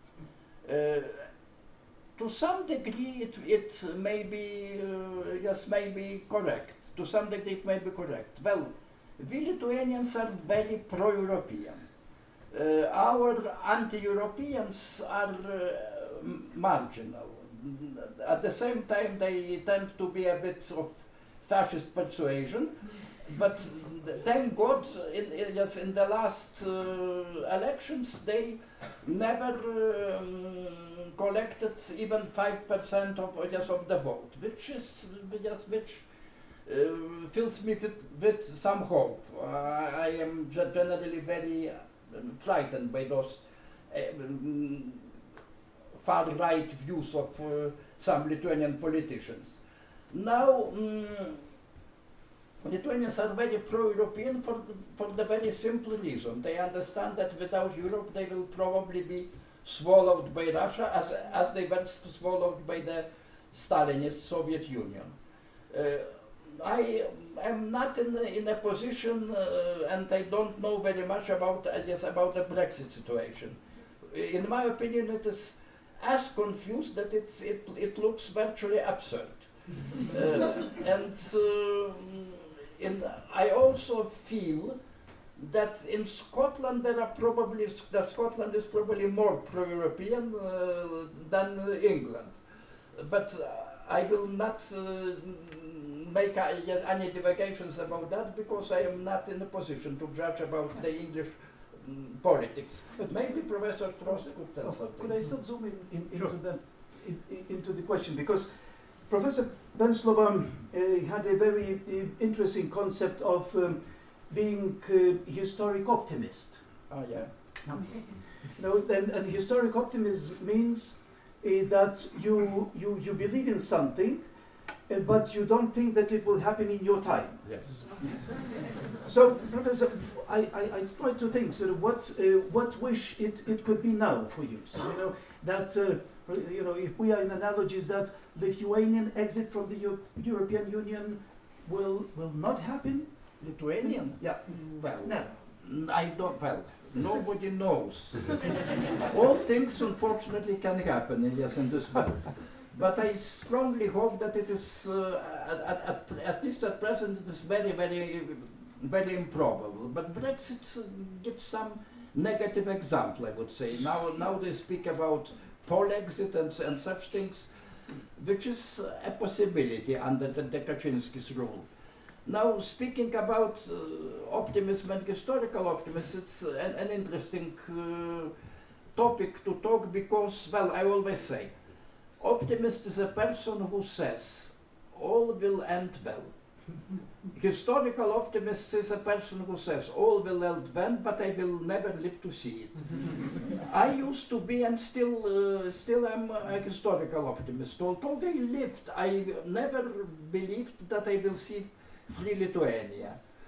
I never will see free Lithuania, but I saw free Lithuania. And free Poland and free Czech Republic and so on and so on. And for some time, for approximately 8 to 10 years, I even saw a free Russia, which is almost incredible. But it happened. It ended, unfortunately. But it may end also in Poland and Hungary. There is such a tendency. But, well, to tell one more funny story, there was a Lithuanian professor, philologist, Šilbajoris, who once said, I prayed all my life, Lord, prolong my life, I want to see free Lithuania. The Lord, in his infinite wisdom, did something better. He did not prolong my life, but he increased the tempo of history. Yes, that's, well, now, but when I said this, when I explained this difference between an optimist and a historical optimist to one Ukrainian writer, I think Sergei Zhadan, he said, and I am an apocalyptic optimist. That means all will end well, but nobody will live to see it.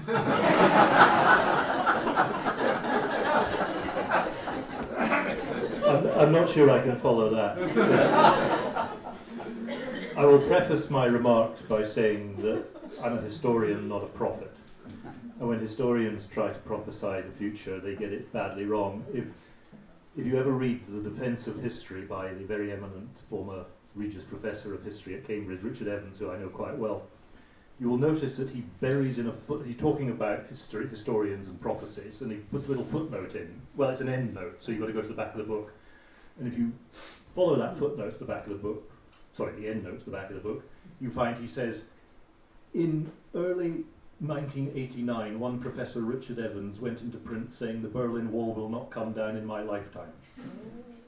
So, don't be a prophet. Having put that rider in, I shall now prophesy. I would say that I'm an optimist. I lived for 2 years in communist Poland. I never visited the Soviet Union, and Poles had it, on the whole, better. I mean, I experienced the year of solidarity and the year of martial law, so I did see the system at its freest within the limits, and I saw the repression. And personally, it has been marvellous to see how Poland has changed since I first went there in 1979. Freedom means something that here we don't always appreciate. It is important to be in charge of your own affairs. And that is something that Poland and Lithuania now enjoy within the European Union, and I think that provides a perfect framework for Poles and Lithuanians to recover some sense of belonging together and exploring that common past that they are exploring. And I can say from what I've said about Lithuanian historians and Polish historians at conferences discussing their history, it is marvellous to see, and they're not sitting shelling each other from prepared positions, which, if you read the literature from before 1990, that was the case. If you read the interwar literature, it's well, it's interesting. But one understands why. Economically, Poland is now a powerhouse in the European Union. Once Brexit happens, and on this I'm a pessimist, once Brexit happens, that will remove a major player from Europe, and Poland will be a major player in Europe thereafter. And for all the issues about not being sure about what the current Polish government's policy is towards Europe, I don't know, but I would be surprised if Poland came out of the Union. And I think the attitude among most, or many Poles, but then I move in certain circles in Poland, so I don't know, is that they see what Europe has brought them. And having been in Vilnius, Poland and Kiev in the last year, you see the results of not being in the European Union in Kiev, in terms of how Ukraine is having to struggle economically to recover from 70 years. Lithuania was only 40 years in the Soviet system, Ukraine was 70 years in the system, and it shows. The Ukrainians need support and are getting it increasingly from Poland and Lithuania, which I regard as positive. As for Britain, I think we are at a key moment, and as someone who has always been a unionist, who voted no in 2014, I think recent events have changed the political landscape in Scotland considerably. I think that Scotland in 1707 entered a parliamentary union in which Parliament was sovereign, and I'm not sure whether the unitary British state can survive becoming a plebiscitary union, because then Scotland, as I said, has no liberum veto. It can't stop anything in England and it's told it's not relevant. I've not seen the BBC send out reporters to interview Scots about what they think about Brexit. They're always sending them to Sheffield. And depending on the sort of Brexit we get, and I'm a pessimist here, I think we're going to get it. Depending on the sort of Brexit we get, I think unionist Scots like me will be thinking very seriously about how they vote in any Scottish referendum. So I'm not sure what is going to happen. Scotland in Europe, then Scotland and Lithuania will be much more like each other as independent countries within Europe. It could happen. Scotland as part of a revamped British Union. I think one of the problems of the 2014 referendum was that Better Together had no vision for what Britain was for, apart from the economy. And nobody could get a vision of what Britain was for. And I think unionists felt that. And the Yes camp exploited it. Unless Britain can come up with an idea of what it's for after Brexit, I don't think the union will survive. So I don't know whether that's a pessimistic or an optimistic statement, but I think it is very much up in the air now. Lithuania is in a much more secure and settled position, but Britain has done this to itself. Look, I think we can only conclude this with a round of applause.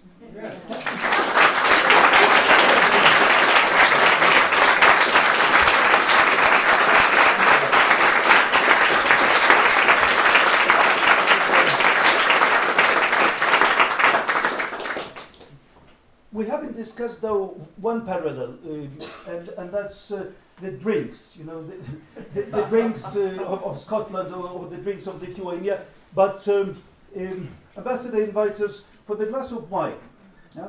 And over that, we will continue the discussion what the future of the Union, in which, for the moment, both Scotland and Lithuania are still together. Thank you very much. Thank you, everybody, for being here. Thank you.